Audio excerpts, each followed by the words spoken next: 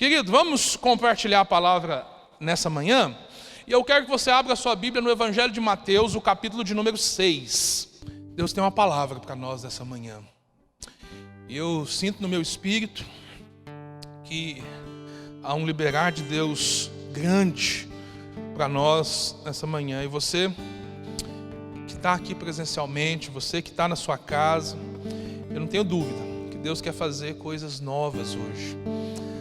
Deixa o Espírito Santo se mover através de você e receba essa palavra. Eu creio que Deus vai fazer grandes coisas, amém? Fecha seus olhos e vamos orar ao Senhor. Pai, é a tua palavra que nós vamos ler neste momento. Oh Deus, obrigado, porque o Senhor já tem falado conosco nessa manhã.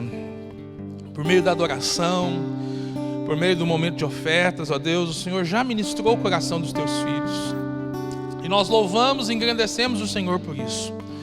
Agora, Deus, nós queremos uma porção maior da tua palavra. E nós buscamos, ó Deus, ansiamos por revelação do Senhor. Ó Deus, que todo bloqueio, ó Deus amado, a receber a palavra, Deus, seja quebrado nesta manhã. Ó Deus, em nome de Jesus, que toda preocupação, ó Deus, ela seja deixada para depois. E que possamos, ó Deus, focar naquilo que o Senhor tem para nós. Porque do Senhor nós recebemos toda a provisão que nós precisamos. Amém e graças a Deus. Evangelho de Mateus, o capítulo de número 6, a partir do primeiro versículo, diz o seguinte: guardai-vos de exercer a vossa justiça diante dos homens, com o fim de serdes visto por eles. Doutra sorte, não tereis galardão junto de vosso Pai Celestial. Verso 2: quando, pois, deres esmola, não toques trombeta diante de ti, como fazem os hipócritas nas sinagogas, nas ruas, para serem glorificados pelos homens. Em verdade vos digo que eles já receberam a recompensa.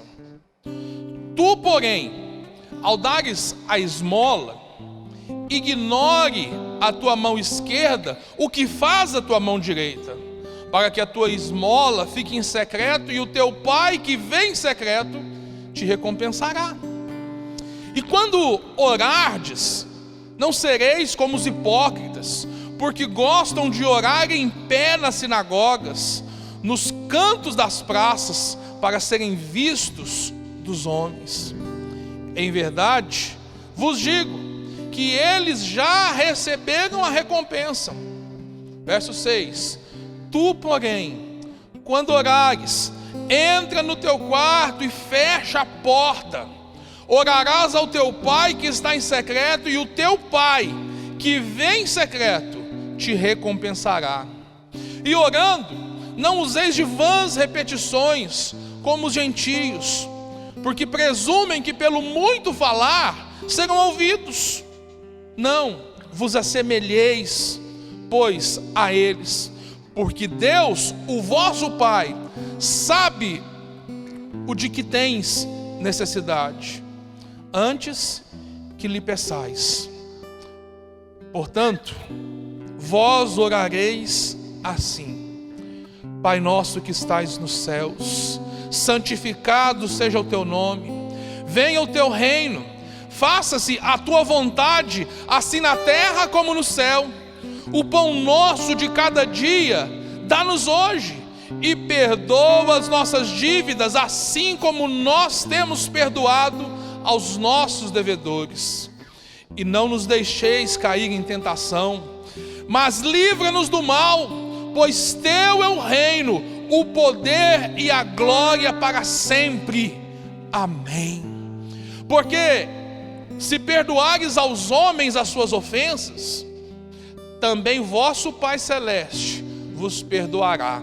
Se, porém, não perdoardes os homens as suas ofensas, tampouco o vosso Pai vos perdoará as vossas ofensas. Amém. Querido, esse é um trecho do Sermão da Montanha. é o principal ensino, sermão do nosso Senhor Jesus Cristo.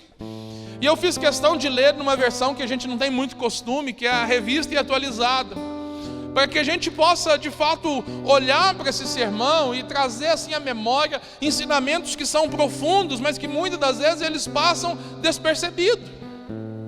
Eu quero nessa manhã abordar você sobre a maneira como Jesus nos orientou a orar. Eu sei que muitas pessoas utilizam o Pai Nosso, ou melhor, utilizam essa parte do Sermão do Monte, que popularmente ficou conhecida como Pai Nosso, como a oração do Pai Nosso, como uma repetição contínua, frequente, entendendo que foi assim que Jesus ensinou. Contudo, nós precisamos olhar para a palavra e perceber que essa oração do Senhor é um padrão, é um exemplo, é um princípio que deve ser seguido por nós.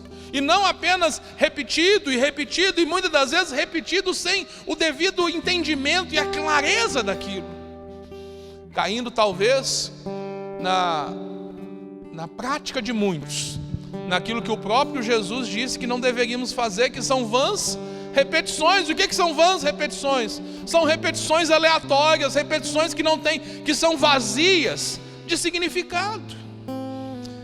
Pastor, mas aonde que o senhor quer de fato focar nessa manhã? Nosso tempo não é suficiente para a gente abordar todos os princípios que estão aqui. Talvez a gente deveria fazer uma série para isso, mas eu quero focar na verdade naquilo que o Senhor disse, que nós deveríamos nos cuidar. No verso 13 diz o seguinte, verso 13 do capítulo 6: e não nos deixeis cair em tentação. E não nos deixeis cair em tentação. Tito, o apóstolo Paulo vai dizer a Tito e a Timóteo que cada um de nós somos tentados segundo os nossos maus desejos. A tentação, de fato, ela vem sobre cada um de nós. Mas muitas das vezes nós interpretamos o termo tentação tão somente como a ação maligna de nos levar ao pecado. Mas eu queria que você entendesse que a palavra de Deus ela é muito mais ampla do que isso. A palavra que foi traduzida como tentação, que Jesus usou aqui, ela dá o sentido de fato de teste, de ser induzido, de ser na verdade testado. E quando a gente olha para o contexto, nós vamos perceber o seguinte: quando nós olhamos para a vida do nosso Senhor Jesus Cristo e vemos que no capítulo, logo no início do seu ministério, a Bíblia fala que ele foi levado pelo Espírito ao deserto para ser tentado. Mas na verdade nós sabemos que ele está sendo o quê? Testado. Ele está sendo testado, ou seja, e na verdade será, após a tentação, aprovado. A palavra de Deus está nos ensinando, e o próprio Jesus nos ensinou que nós deveríamos orar e buscar o Senhor, buscar do Senhor o quê? Força, para quando formos tentados, a gente não venha a cair. E eu olho para isso tudo e começo a perceber o seguinte: talvez na minha experiência de vida e na sua não seja muito diferente. Nós temos muitas dificuldades com os testes que são impostos a nós. E muitas das vezes a nossa vida ela se transforma numa repetição de testes, tão somente porque nós não damos atenção àquilo que Deus está fazendo, tão somente porque nós não assimilamos a situação, não orientamos a nossa vida e percebemos o seguinte: Deus usa circunstâncias, Deus usa situações para mover nas nossas vidas e para nos conduzir ao centro da vontade dEle. Há muitas pessoas que entendem que Deus nos orienta, que Deus nos ensina apenas pela palavra de Deus. Querido, sem dúvida alguma, a palavra de Deus é a fonte principal, é a maneira principal de Deus nos ensinar, nos conduzir. Por quê? Porque ela é a palavra de Deus, e ela é apta para nos moldar, para nos disciplinar, para nos corrigir. Mas pensando sobre isso, eu quero que você avance um pouco mais, e não desprezando o valor da palavra, mas entendendo o seguinte: que ela faz isso na vida de quem conhece a palavra. E na vida de quem não conhece? Como que faz? Como que Deus vai tratar com a vida de pessoas que não conhecem a palavra? Pastor, a palavra precisa ser pregada. Bom, é isso que nós estamos fazendo. Nós estamos ministrando a palavra, mas mesmo pregando a palavra, mesmo colocando a palavra, muitas das vezes as pessoas não compreendem. Mas aí Deus tem um outro mecanismo de também trabalhar, e na verdade que vai nos conduzir também para a palavra. E esse mecanismo se chama circunstâncias. Circunstâncias que vêm nas nossas vidas para quê? Para nos posicionar. Pastor, Deus faz isso? Faz. Algumas pessoas, pensando dessa forma, chegam ao exagero de achar o seguinte: não, Deus está colocando uma doença na minha vida para que eu pudesse aprender alguma coisa. Isso não. Deus não coloca doença em ninguém. Entende isso? Porque, na verdade, o que Jesus fazia é que em todos os lugares que ele ia fazendo o quê? Ele ia curando os enfermos.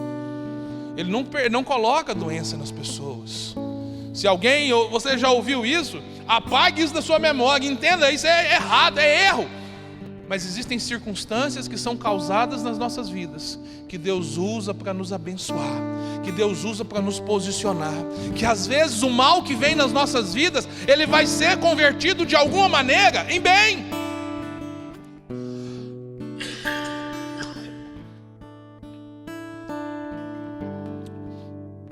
Ontem pela manhã, eu estava participando de um evento online, e o pastor compartilhando dos momentos que eles estão vivendo em Belo Horizonte, numa grande cidade.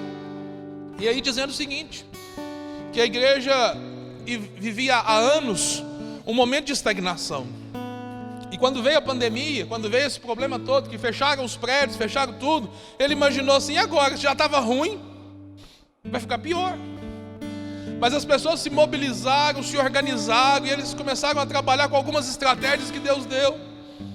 E nesse período da pandemia, nos últimos 4, 5 anos, eles não cresciam tanto como eles estão crescendo agora. Aí você fala assim: mas como que é possível? É Deus que faz. É Deus que faz. A questão, na verdade, é que nós, muitas das vezes, somos muito passivos.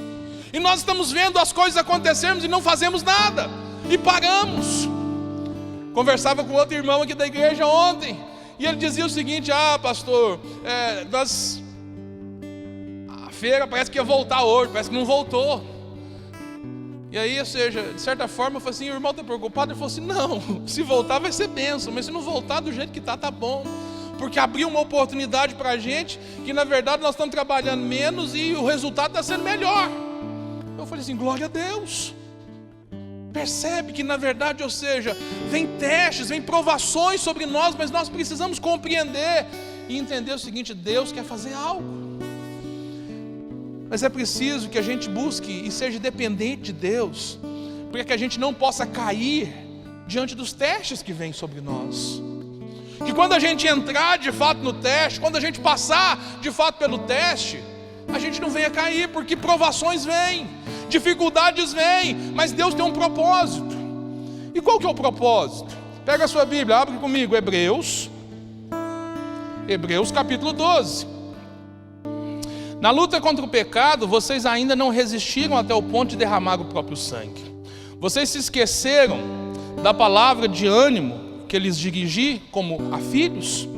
Meu filho, não despreze a disciplina do Senhor, e nem se magoe com a sua repreensão, pois o Senhor disciplina quem ama e castiga todo aquele a quem aceita como filho. Então, ou seja, as provações e os testes que nós vivemos, na prática, na verdade, ou seja, Deus está no controle de todas as coisas, amém? E aí o que acontece? Muitas das vezes a gente olha para a situação que nós estamos vivendo e a gente se entristece porque na minha vida não está acontecendo, sempre comigo dá errado, sempre comigo na minha vez parece que dá tudo errado. Querido, não.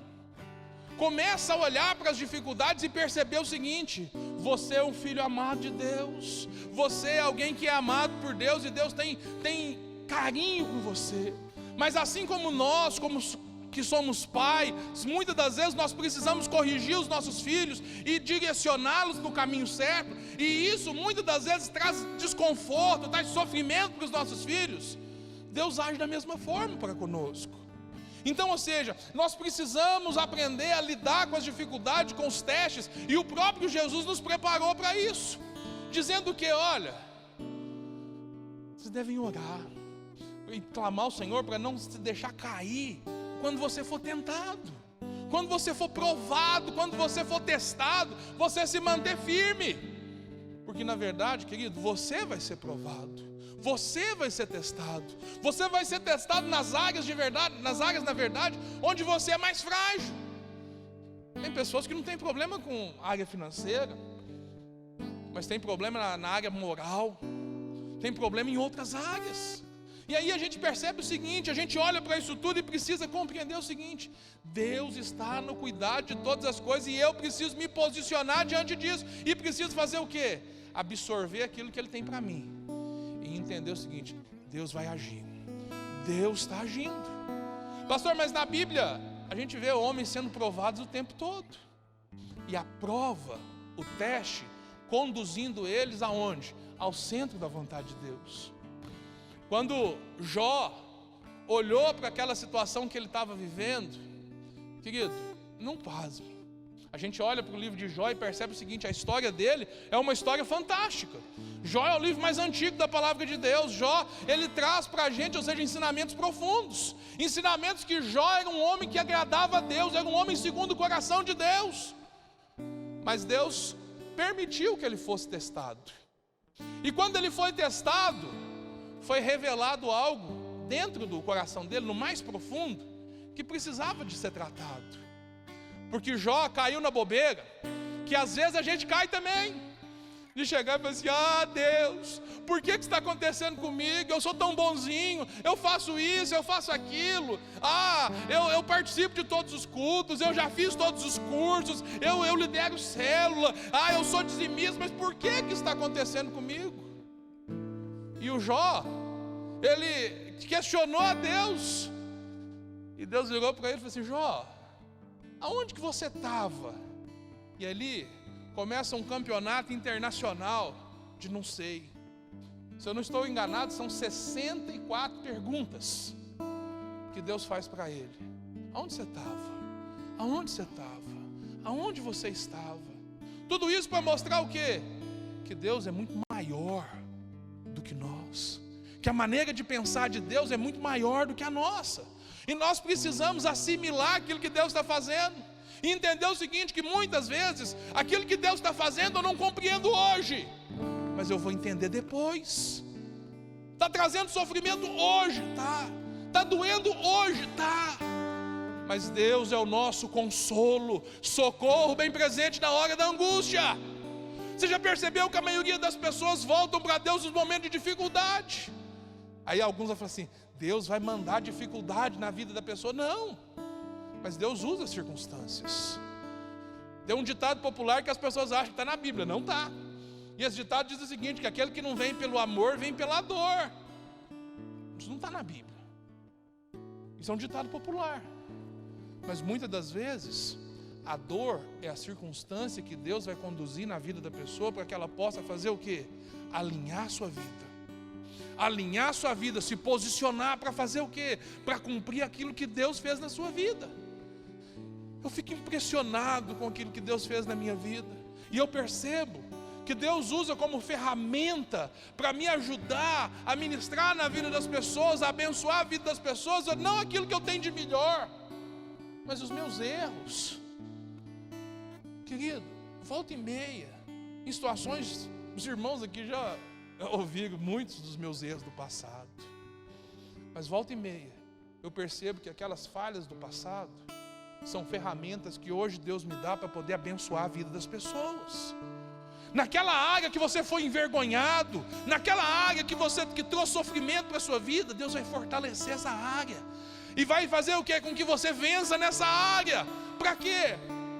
Para que, além de você desfrutar da vitória, você possa ajudar as pessoas também a superar os problemas que elas estão passando. Volta e meia, em aconselhamentos e momentos, eu uso testemunhos.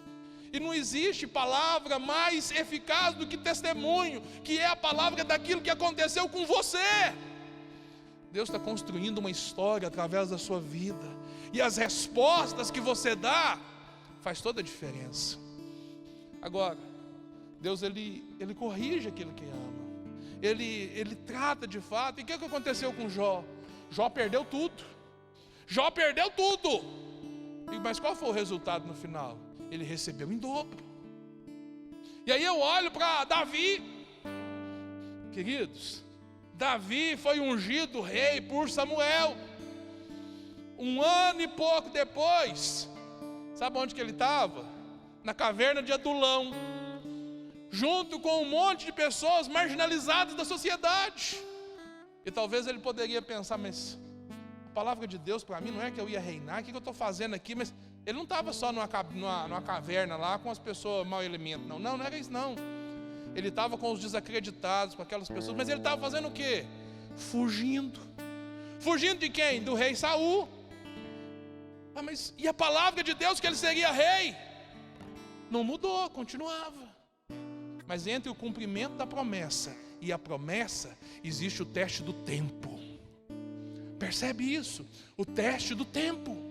E muitas pessoas no meio do teste fazem o quê? Caem. Na caverna de Adulão, Davi teve a oportunidade de acabar com o teste, de resolver o teste da maneira dele. Por quê? Porque de repente grita alguém: lá vem Saul! E o que eles fazem? Se escondem. E Saul passa aquela noite ali, e ele tem a oportunidade de atacar eles enquanto eles estão dormindo e acabar com o problema. Ele faz isso? Não faz isso. Mas ele faz o quê? Ele se mantém a sua posição. E você vai ver que anos depois, tempos depois, ele vai assumir, ele vai se tornar rei de fato. A promessa se cumpriu. Mas entre a promessa, entre o liberar da palavra e o cumprimento, existe o teste do tempo. Querido, presta atenção. José, sonhador, sonhou, Deus deu revelações para ele por meio de sonhos. Mas Deus não mostrou como que seria o processo. Vendido pelos seus irmãos, para o inimigo, para o Egito. No Egito, começa a trabalhar, desenvolver a vida, tudo certinho. Aí ele é acusado pela mulher do seu patrão, vai parar na cadeia.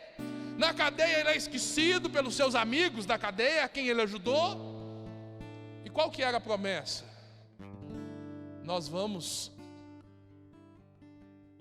Você vai ser aquele que vai reinar sobre nós. Você vai governar sobre nós. E o final da história de José é aonde? Ele de fato, governando sobre o Egito. A gente olha para isso tudo e a gente percebe o seguinte: Deus tem cuidado de nós. Estou passando na prova, estou passando por dificuldade, querido. Não para, continua, persevera. Por quê? Porque Deus tem cuidado de nós. Deus tem cuidado de nós. Infelizmente, grande parte das pessoas diante do teste, elas desistem. Mas se você está nessa manhã aqui, eu creio que você tem a oportunidade de pegar essa palavra e buscar força no Senhor. Eu não sei aquilo que você está passando, eu não sei os problemas que você tem enfrentado no seu dia a dia, os testes que na verdade só você sabe. Mas eu sei que toda provisão vem do Senhor, que toda provisão vem dEle, que Ele tem cuidado de nós, e Ele não vai permitir que nós sejamos testados além da nossa capacidade, sem antes prover o escape. Está difícil, querido? Está duro? Está complicado? Querido, creia no que a palavra de Deus diz. O Senhor é com você, o Senhor não vai te abandonar, o Senhor está junto com você, Ele cuida dos seus filhos, Ele repreende os filhos, Ele trata os filhos. E nessa noite Deus quer que você faça o quê? Que você se posicione aonde Ele te chamou, que você abandone a mágoa, o ressentimento. Está triste por causa disso tudo, querido? Abandone a tristeza. Celebre o Senhor, porque a sua vitória vem. O choro, querido, ele pode durar uma noite. Sabe o que quer dizer isso? Tem tempo para acabar. Tem tempo para acabar. Por quê? Porque a alegria, ela vem pela manhã. Hoje de manhã eu mandei uma mensagem para o Patrick. Eles estão desde ontem, pela madrugada, no Santa Mônica, Gizinha, para dar a luz ao Heitor. E nós estamos doidos para celebrar a chegada do Heitor. E fica aquela indecisão, vai, não vai, volta para casa e tal. Aquele processo todo que a gente não entende. E aí hoje pela manhã eu falei com ele assim, falei assim, olha, todo esse sofrimento da espera, ele vai ser substituído por uma grande alegria quando vocês tiverem o Heitor no braço de vocês. Vai valer a pena, vai valer a pena. E assim eu digo para você nessa manhã, o sofrimento que você está passando neste tempo, alinha sua vida ao propósito de Deus.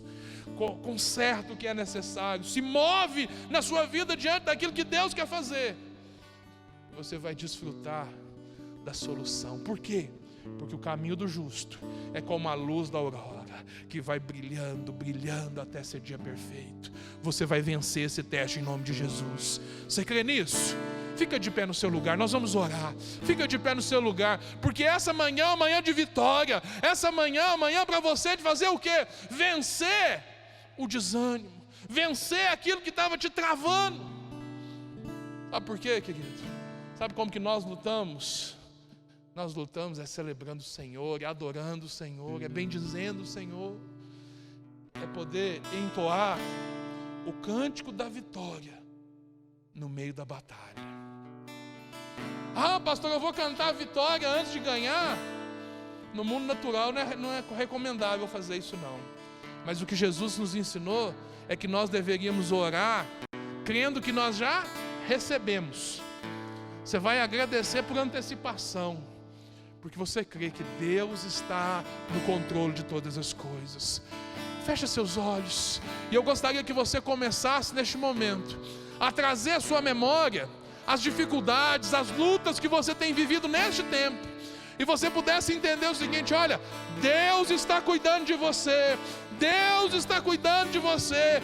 Deus está cuidando de você em todas as áreas.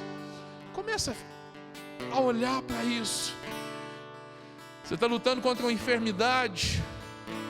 Eu quero liberar sobre a sua vida hoje uma palavra de cura sobre a sua vida, em nome de Jesus. Deus vai te curar nesse tempo. Você está lidando com angústia, com sofrimento. A palavra para você hoje é persevera. O dia vai raiar, o sol vai nascer, a tristeza vai embora, a alegria vem com o amanhecer. E o nosso Deus, Ele é o sol da justiça, aleluia.